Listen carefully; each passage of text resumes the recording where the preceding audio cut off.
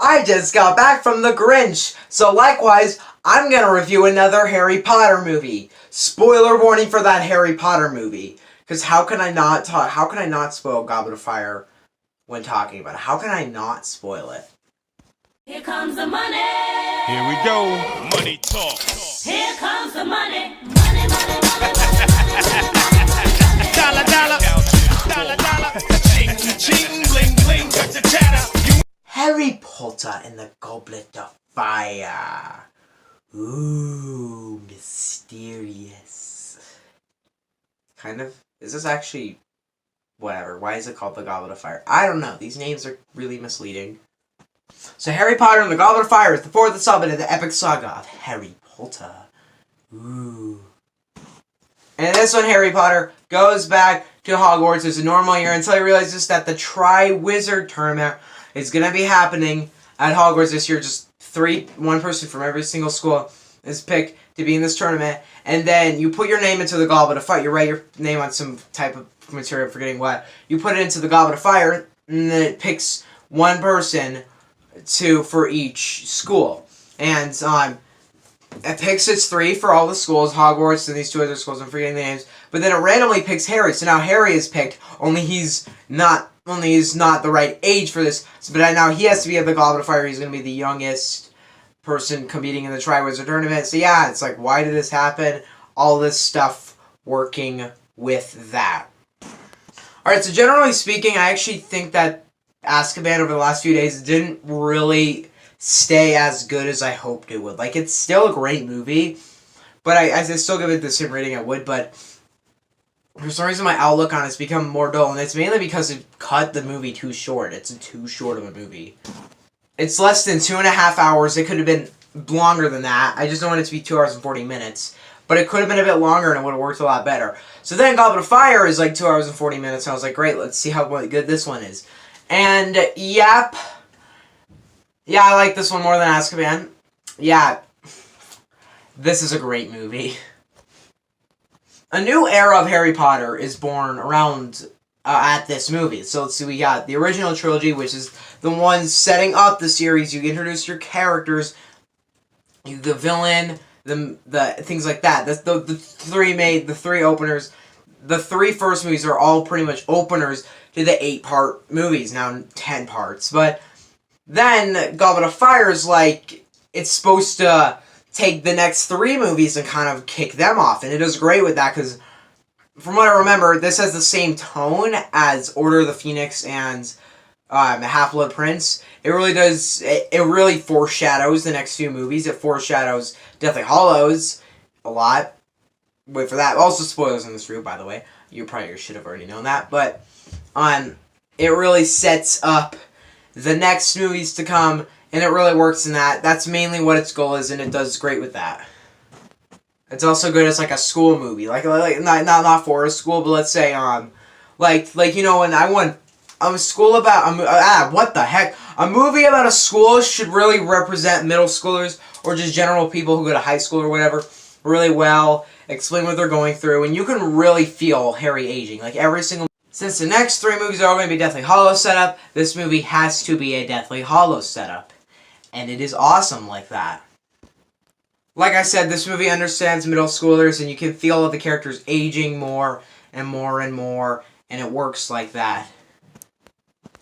This is basically everything Azkaban did right, and everything that the first 2 Harry Potter movies did right. You combine them into one movie, you get Goblet of Fire. Just this great movie.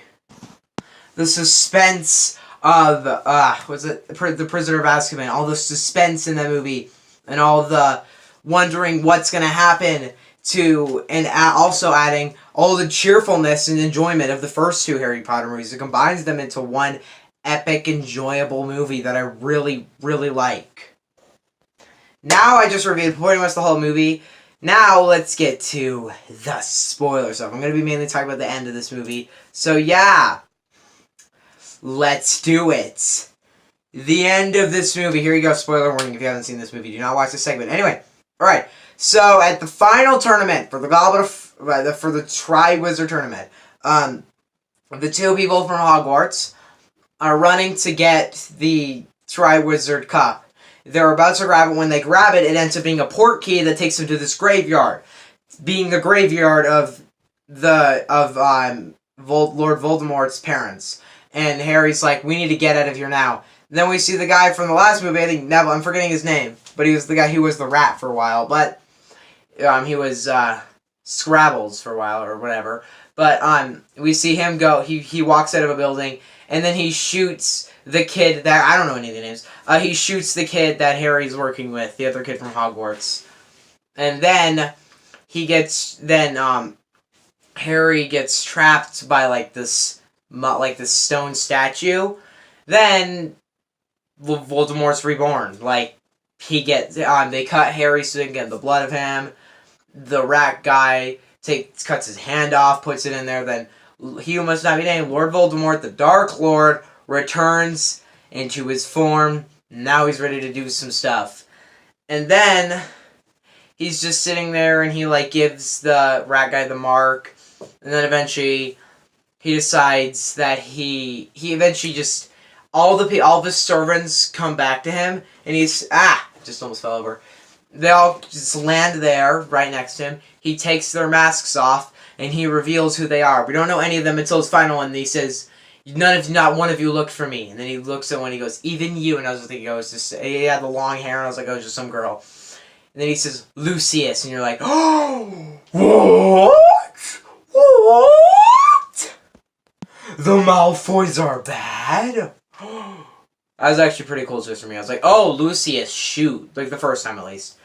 Then Lucius is like, blah, blah, blah, whatever, blah, blah, blah, blah, blah, blah. Then Voldemort is about to kill Harry, and he's like, I want to see your eyes when I kill you.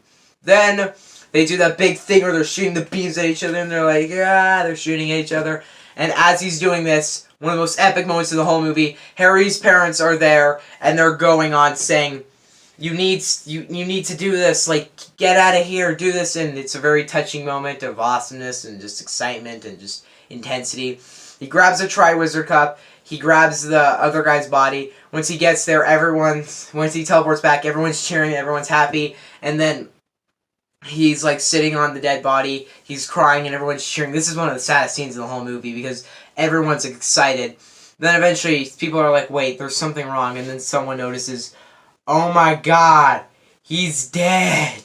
And then it's like everyone's cheering, and then they realize that the guy's dead, and they realize that Harry's crying, and then it goes from this exciting, happy moment to this funeral of sadness. Then we see the actual funeral of, there was also this thing where the one guy, the Lord of the Dark Art, that Defense Against the Dark Arts teacher turns out to be a bad guy again, but it turns out he was using a potion that lets him turn into another person, so that's what he did. And then we find us Doctor Who, who's the bad guy. No, I'm kidding. Well, this is the guy who played Doctor Who. But then, yeah, that's how the ending of this movie go. Way to make this the longest Harry Potter review. Yeah, that ending's awesome. Yeah, I just kind of had to say it. Anyway, Harry Potter and the Goblet of Fire. I'm not going to waste any more time. I'm going to give Harry Potter and the Goblet of Fire a 9 out of 10. Order of the Phoenix review coming later. See you guys next time. Don't have anything to say. Grinch review tomorrow. Just didn't feel like reviewing it today, but I will review that tomorrow. Bye! You see me anymore? No, you can still see. Whatever.